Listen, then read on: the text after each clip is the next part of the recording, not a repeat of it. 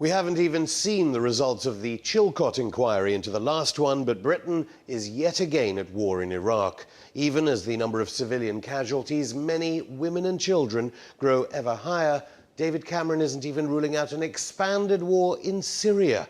With me is our former ambassador to Sudan, Iraq, Saudi Arabia and Afghanistan, Sir William Patey. He's now at the private consultancy Controlled Risks and is a non-executive director of HSBC Middle East.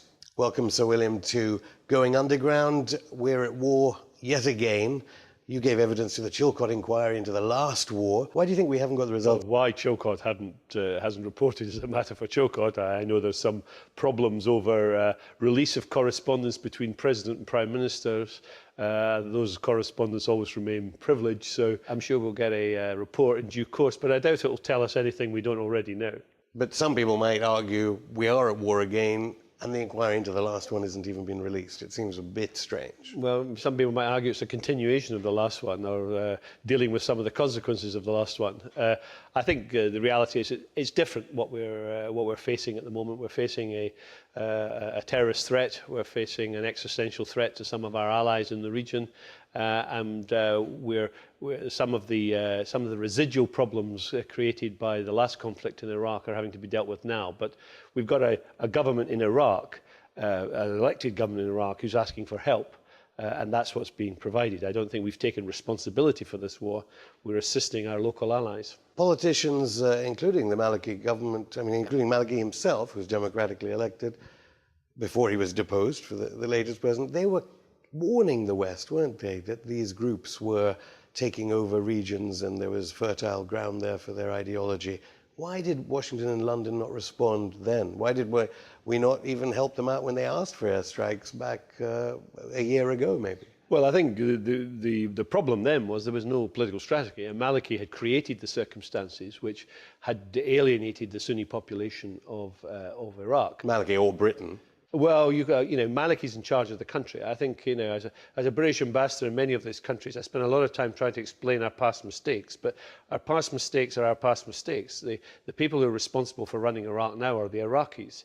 And Maliki's pursuit of moderate Sunni politicians created circumstances, I think, in which the Sunnis felt alienated. So hopefully the new government of Iraq, of Haider al-Abadi, can reach out to the Sunnis and can isolate the extremists, isolate ISIS, because without such a political strategy, whatever we do militarily will ultimately fail. Now, when you were ambassador to Iraq, you said that you got nearly daily briefings from Number 10.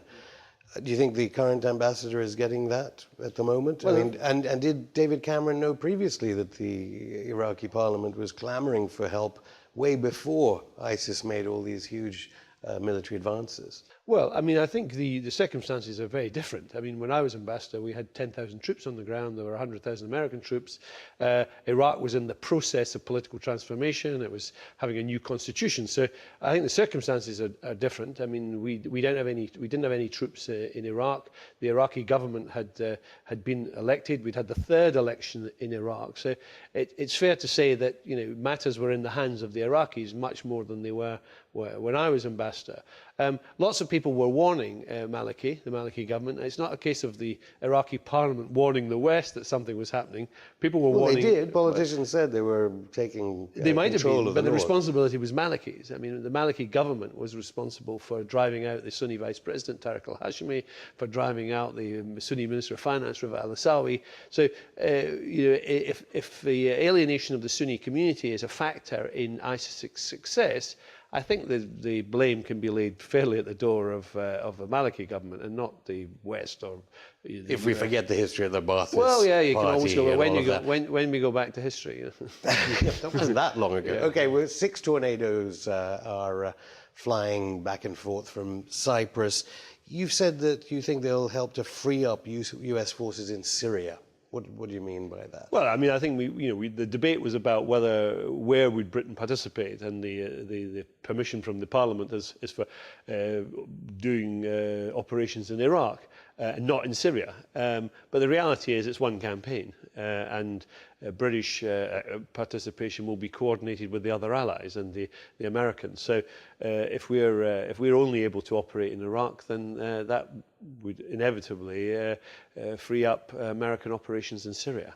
And do you think David Cameron and the intelligence services are aware that, I mean, only within a few days we've had reports of civilian casualties that are, of course, reverberating around the Arab world. Again, the imperialists are there.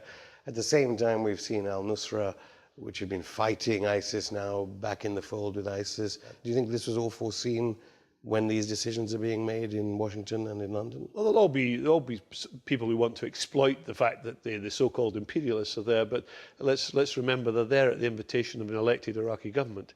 They're there at the request of the Kurds. Do you get the impression of looking at it that it's being seen as this imperialist war? If we've allied already all these opposition groups together against the coalition, as it were, some people will see it as an imperialist war because that will suit them. But the reality is that we've been asked to help. We don't have any imperial ambitions in Iraq or Syria. The days of Sykes-Picot are long gone. I mean, what we do want is stability, and we don't want terrorists to again capture territory and have a safe haven as they had in Afghanistan and they have in other places. So there's a strong national security imperative for Britain and for others to help our allies in the region. But let's not pretend that this is some sort of imperialist adventure. Of course, some are arguing that this is deliberately, it was a plan, as it were, by ISIS to draw the West in. Who do you think benefits from the tornadoes going into Iraq? Because I know, I mean, obviously people in Iran benefit, obviously President Assad benefits. How does Britain benefit? Well, I mean, the people who benefit immediately, I was in Erbil in Kurdistan a few weeks after ISIS was on the doorstep, and they were clearly being outgunned. The Kurds were being outgunned, artillery. They didn't have the means to counter some of the weaponry that ISIS had. So there's no doubt that airstrikes has helped local Iraqis to defend themselves against ISIS.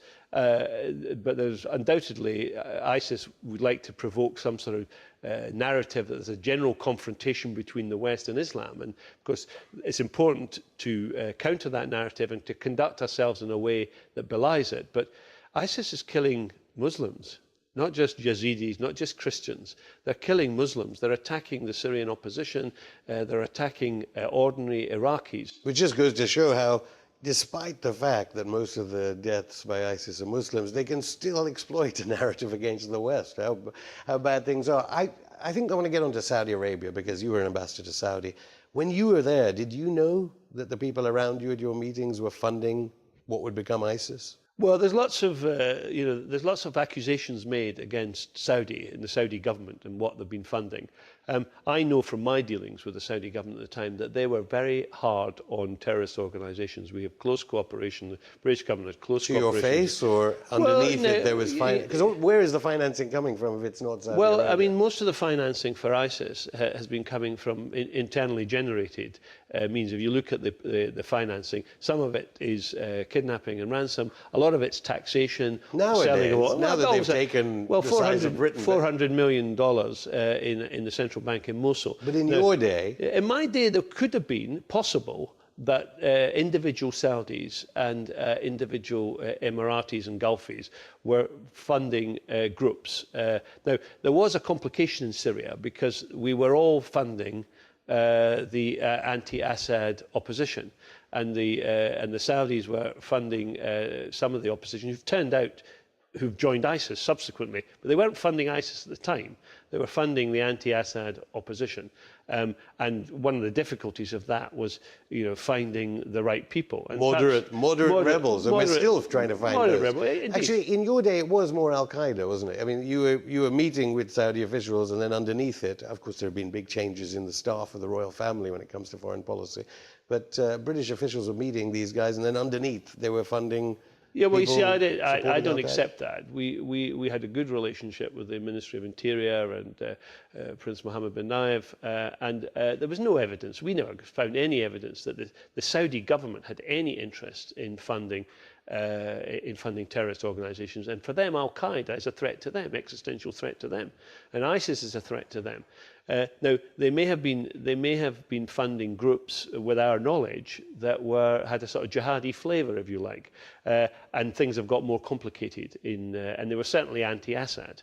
And that would all have been done in cooperation with Britain. So I know there's a lot of people who just repeat. One journalist says it, and then another one repeats it, and it becomes a fact. I mean, nobody has shown me any evidence whatsoever of Saudi government involvement in funding ISIS, and I would be shocked and surprised if that were the case, because ISIS threatens Saudi Arabia as much as it threatens the United Kingdom. No doubt about it, but of course I think suspicions are raised because President Obama promised the 28 pages redacted from the 9/11 Commission report would be released. They haven't been. Everyone assumes that shows Saudi involvement. Well, I mean, nobody doubts that Saudis were involved, individual Saudis were involved in the 9/11. But the idea that the Saudi government was somehow... Well, why did they redact the... We'll have to find out whether they're ever released. You need a much longer programme for me to rebut every Middle East conspiracy theory I've had over the last 30 years. Okay, well, right now... When there's a conspiracy or a cock-up, it's usually a cock-up, not a conspiracy. Conspiracies are really hard to conduct. I wonder how embarrassing those 28 pages must be. 6 tornado aircraft, they're flying from Cyprus right now. A thought experiment, actually not a thought experiment, it probably will happen. Say it on a reconnaissance flight, it sees Syrian troops being attacked in a battle with ISIS militants. Who do we bomb? Well, we won't be bombing the Syrian troops.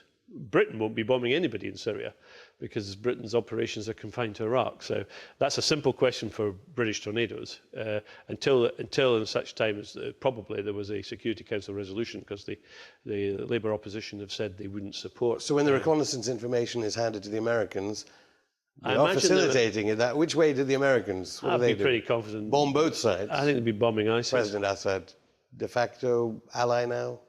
Yeah, well, I mean, I've said all along that we need to look at this in who's the greater enemy, and I have said that I'm pretty confident that there must be some form of information passing between the Allies and the Assad regime to avoid any mishaps, because if the Syrians were to knock down an American plane, then that would have more profound consequences, and I don't think they'll want to do that. So I imagine there's a degree of collaboration going on.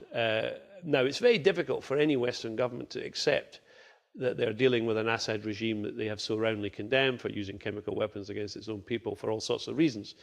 But, you know, if Kissinger was around, and I'm a real politician too, the time has probably come to be reopening the dialogue between the Assad regime and the non-ISIS Syrian opposition, because I think they have a common enemy. We all have a common enemy, and it may be possible to come to a different political solution in Syria that excludes ISIS, that isn't a return to the status quo ante with the Assad regime, but doesn't involve a complete overthrow of the Assad regime.